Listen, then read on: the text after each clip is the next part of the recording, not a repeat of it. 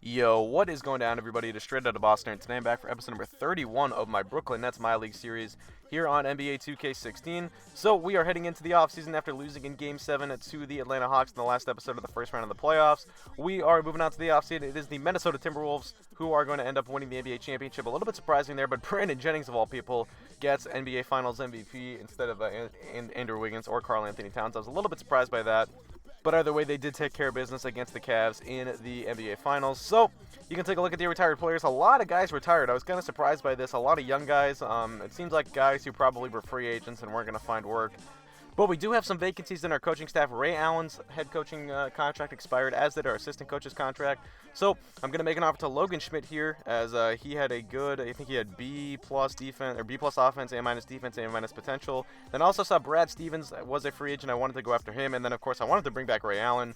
But we'll see if he does accept. So here you can see we're going after assistants as well. I'm looking at this guy, Benjamin Walker, right here. He's got a defense rating, so I thought he could be a good assistant, especially to coach up our defense. And then I'm also looking at one guy here who goes by the name of Elijah Nelson. He was actually looking for a head coaching job, but I figured, he kind of seemed like more of an assistant because he had such a good offensive rating and not a good defensive rating. I thought maybe we could, if we gave him a lot of money, he could take the job, but we also go after Luke Samuel there as well. So we skip forward today. You can see tentative from Allen, Stevens, to Walker, and they all actually end up rejecting us. So Ray Allen will not be back next season as the Brooklyn Nets head coach. I would have liked to bring him back, but unfortunately he declined. So I'm going to offer Kevin Garnett an assistant job as well. He's also looking for a head coaching job, but maybe it doesn't seem like he had any experience, so hopefully we can get him to take an assistant job.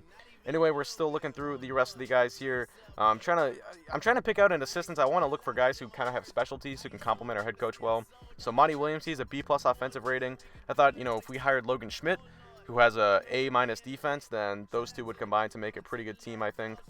So anyway, Logan Schmidt does accept our offer. He will be the next head coach of the Brooklyn Nets. He is on for 3 years, and hopefully he stays for all 3 of those years. And then you can see we get acceptances from Samuel and Garnett. So I'm deciding between the two. I'm looking at the ratings. Samuel definitely has the slightly better ratings in terms of offense and defense, but it seemed like Garnett did some other things well. I ended up going with Samuel, though, just to play it safe. So that is our new coaching staff heading into the next season. Now it's time to move on to the NBA draft. I did not show the draft lottery because the only 2 picks that we owned were the number 30 and the number 23. Those came from the Timberwolves and the Kings, respectively.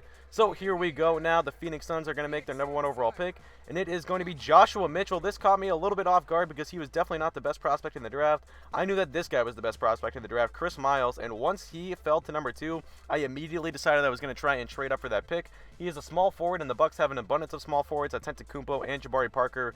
They don't really need another one, so I figured they were either going to move one of those 2 guys or this pick if they were going to keep their team together.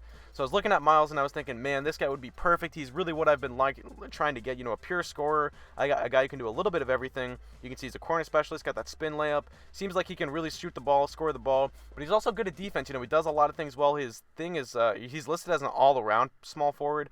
So I was looking at trades for that pick, and there was pretty much one in particular. They were looking for Victor Oladipo. And Oladipo, I was really impressed with in the playoffs last season. I thought he fit our team really well. I really wanted to keep him, so I was trying to offer Chris Middleton up instead, but I didn't want to trade Middleton back to the Bucks, so I was trying to make it a 3-way trade with the Sixers. The Sixers giving up Embiid because they kind of needed a center. I thought the Bucks did, but it just was not happening. They were not going to take anything less than Oladipo. I even tried to offer them Bledsoe because, like I said, I really wanted to keep Oladipo. I thought I could easily replace our point guard, at least a lot easier than I could have replaced our shooting guard. But at the end of the day, they were going to take nothing short of Victor Oladipo. And I just decided, you know what? Oladipo was good for us. I was really impressed with him in the playoffs, but I really feel like for this team to take the next step, we need that pure scorer. So I flip Oladipo for the number 2 pick. I also throw in Ray McCollum in a future second. We get Mo Williams in that trade as well as the number 2 pick. And we are going to take Chris Miles. So a big change to the team right there. I don't think people are going to be happy with that, but I'm telling you guys, this Chris Miles is the real deal. I think he is going to be our franchise centerpiece, that guy that we have really been missing ever since taking over this team. We haven't had a lot of high draft picks, so we haven't had an opportunity to draft highly and, pick up a guy who could be a franchise cornerstone. And I think Miles can be the guy, and he is really what I've been missing. A pure scorer, averaged 23 points a game in his one season. I believe he went to, I can't remember off the top of my head, but Either way, I ended up flipping Mo Williams. I got this ridiculous trade offer, 2 future first-round picks from the Trailblazers. I was just like, screw it. I don't care if it's unrealistic. I'm going to do that trade. And then you can see here, I'm looking at Chris Middleton trades just because I thought, maybe him and Miles won't play so well together. Kind of both, not defensive liabilities, but slow guys. I kind of wanted, I thought our combination with Oladipo and Bledsoe was so good because they were both so athletic. And I came upon this trade offer for Nerlens Noel and Julius Randle, and I really thought long and hard about this because both Favors and Brook Lopez are free agents. I wasn't sure if I was going to re-sign them, and this trade made sense for the Lakers because they have Harry Giles. They're going to probably be moving at least one of their big men, if not both. They also have Roy Hibbert, so pretty good depth at the big man spot. And, man, Noel and Randle, I thought they would play so well together. But I just decided, I was looking at the draft here, and I really like this point guard, Doug Mann. I think it's pronounced Man. I thought it was pronounced Mon, but the game pronounced it Man. And I was looking at him, and, man, he's like this quick point guard who can run the fast break and really does everything I want out of my point guard. He doesn't shoot the ball very well. The only thing I don't like about him, but he fell to number 23, and he was actually supposed to go in like the mid-teens. And so I decided to pass up on that Lakers trade offer. I ended up just taking Doug Mann, at number 23. I decided, you know what, I didn't want to blow the team up. I'm always so tempted to just like blow the team up and make a zillion moves every offseason. This time I decided not to. I decided, you know what, we had a really good season last year, and I didn't want to blow things up. I just said, you know what, at the deadline, Miles was the type of player I was looking to pick up instead of Oladipo, so flipping Oladipo for Miles kind of made sense in my opinion. Other than that, I wanted to keep the group together. Now, I traded that number 30th pick for a future first because I didn't really like anyone else in the draft, at least not anyone at that point. So we flipped it for a future first. I didn't have the clip of that in there. I apologize. But either way, you can see we're going to make our 2 signings, Chris Miles and Doug Mann. So we are moving on now to the team or player option phase of the offseason. We're going to pick up Chris McCullough's option and decline Shelton's, And you can see here a lot of guys opted in. This free agent class is going to turn out to be pretty awful. So I'm really glad that we made our move at the deadline, at the draft, because if we had waited to see if Melo or Paul George or someone like that was going to be a free agent, we would have been sorely out of luck. Just not a lot of good free agents in this class.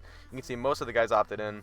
So we're looking at Brook Lopez here. He was looking for 4 years and about $54 million. That was pretty pricey for me. But you can look at the free agent class here in a sec. First, we're going to re-sign Sim Bhullar. It was an obvious re-signing to me. 3 years, about $10.5 million. He has been a beast for us ever since we picked him up. But everyone else decided to let walk to free agency. So Bhullar is going to take the deal. And the only reason I let Favors and Lopez walk is because I was hoping that, I just wanted to keep our cap flexibility open. I didn't want to commit to those guys. But as you can see, they're by far the 2 best free agents on the market. Eric Gordon was the 3rd best, so we're going to go back to them in a sec. I was looking at some other guys first, though. Rodney Hood, I wanted to make an offer to 2 years and $10 million. He is going to take that deal. And then we are moving on to Kent Bazemore. I wanted to bring him back. He wanted to test free agency. That's the only reason I didn't re-sign him initially. But we got to the open market, and I'm going to offer him 2 years and about $7.5 million. He would end up taking that deal. Here is Anthony Brown, a former Laker. He's got a good three-point shot. I figured he could be, a good 10th, 11th man off the bench, only looking for a 1-year deal. So he would sign that 1-year, $2.75 million offer. So then after addressing all of our options and deciding that there were no better ones, I decided to go back to Brook Lopez and offer him a 3-year, $39 million deal. I also offered Derek Favors a 3-year, $40 million deal. I didn't have the clip for that, though. It actually got lost in the recording, but he did re-sign. So we get Favors and Lopez back, both on 3-year deals.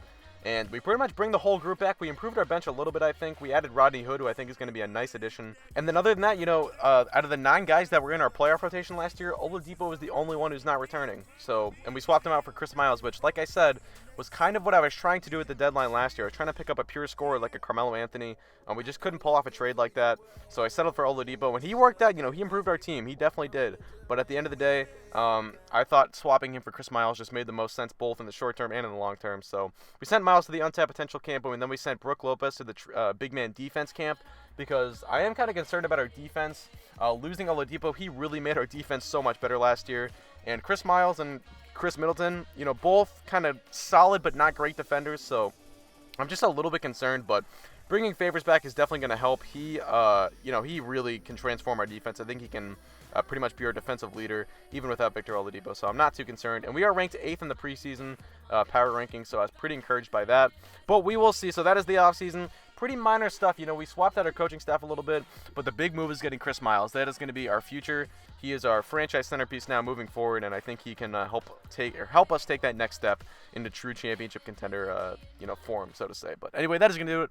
Hope you guys did enjoy the offseason. I'm talking too fast here as I try to wrap up this video. But so the next episode will be out soon, and it will be Chris Miles' NBA debut. Hope you guys are as excited as I am. Thanks for watching. Hope you did enjoy, and I'm out. Peace.